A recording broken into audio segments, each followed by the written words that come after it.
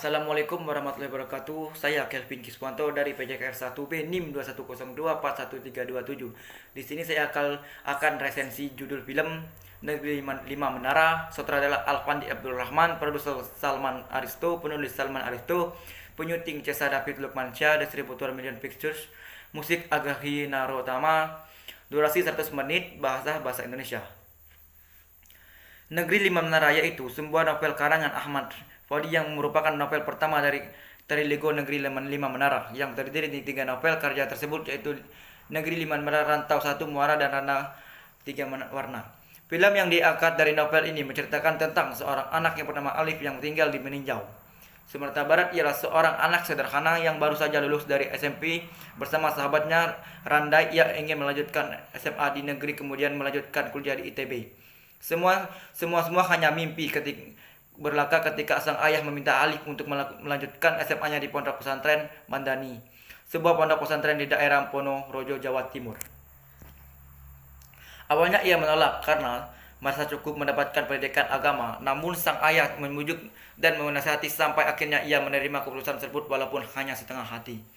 Tibalah saatnya Alif untuk berangkat ke pondok dengan diantarkan oleh ayahnya berpamitan dengan mamanya dan kedua adiknya. Amatlah terasa berat baginya berpisah jauh dengan keluarganya. Sampailah ia di pondok Mandani dengan beribu-ribu anak yang ingin masuk pondok tersebut.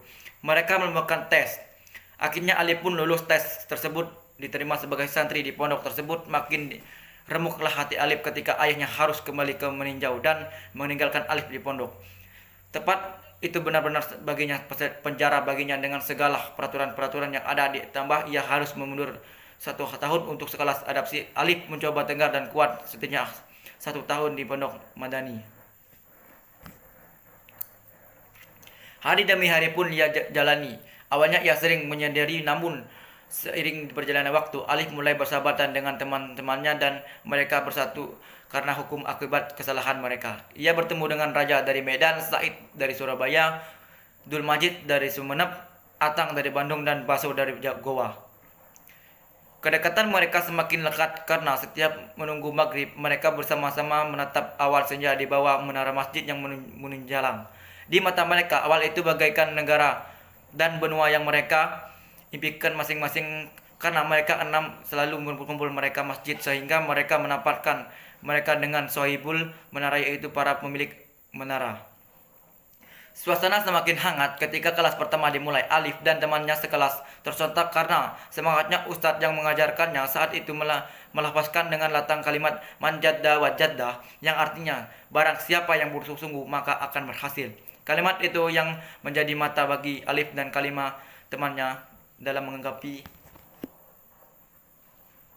Suasana semakin hangat ketika di tahun kedua dan seterusnya kehidupan Alif dan teman-temannya lebih berwarna dan menarik. Banyak lika-liku yang merasa alami seperti hafalan Al-Quran, belajar siang malam, berbahasa Inggris, dan hingga peraturan yang sangat ketat yang diterapkan di pondok Mandali. Tapi semua tak berasa karena pondok mereka melakukan semua itu bersama sampai suatu hari yang tak terduga. Baso, teman Alif yang sangat rajin dan pintar, memutuskan keluar dari pondok karena masalah ekonomi keluarga. Kepergian Baso membuat mereka lebih mewujudkan cita-cita mereka menjadi kenyataan. Singkat cerita, akhirnya mereka pun lulus dari pondok Mandali berkat pengalaman yang mereka jadikan motivasi sehingga mereka berhasil menyelesaikan sekolahnya di pondok pesantren. Setelah lulus mereka pesantren, semua mimpi mereka telah menjadi nyata. Setelah mereka mengarahkan segalanya dengan usaha dan doa serta karena mantra yang mereka terapkan manjadda wajadda, Tuhan memberikan benua impian mereka masing-masing dan mereka telah berada di negara yang berbeda. Alif berada di Amerika, merantau ke Eropa,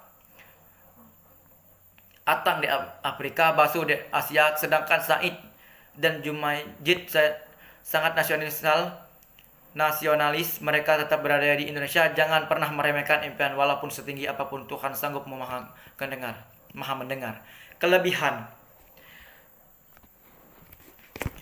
Kelebihan dalam film yang diambil dari novel ini yaitu mampu mengajak penonton atau pembaca hanyut dalam dunia pesantren, mengetahui bagaimana kehidupan di pesantren sesungguhnya, dan dapat mengambil pembelajaran bahwa jangan pernah takut untuk bermimpi dalam meraih cita-cita, rasa patuh pada orang tua, serta jangan pernah meremehkan sebuah mimpi setinggi apapun itu, karena usaha dan doa tak akan pernah mengkhianati hasil. Kekurangan konflik yang diterapkan kurang klimaks sehingga terasa datar dan beberapa bahasa Arab tidak berterjemahkan. Itulah pendapat saya tentang judul film Lima Menara. Dan saya akhiri, wassalamualaikum warahmatullahi wabarakatuh. Sampai jumpa. Murid-murid Madrasah Negeri 1 Maninjau dinyatakan lulus.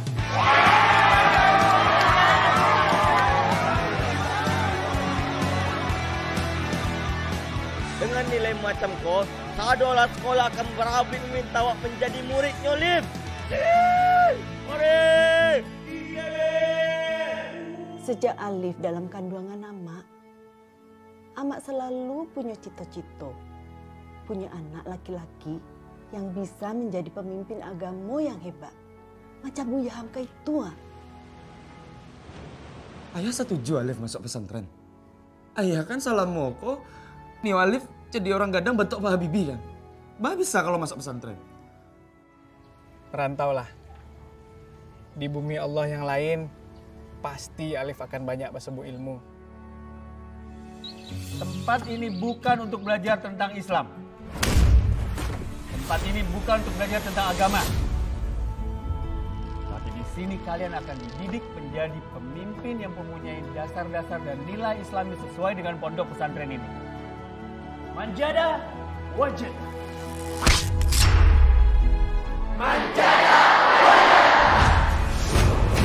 Aneh rasanya. Kita sekamar. Tapi kalian tuh berantem. Coba kamu inget-inget, kapan terakhir kali kamu ngalamin awkward moment sama seseorang? Awkward moment? Iya, momen dimana kamu sama seseorang ini cuma bisa lewat tatapan tanpa kata-kata. Tapi kerasa sampai ke hati. Antum tahu kan, kita sebagai manusia memang wajib berusaha. Tapi pada akhirnya yang menentukan hanyalah Allah. Mari kita berikrar di bawah menara ini. Kita berjanji akan selalu bersahabat sampai mati. Saya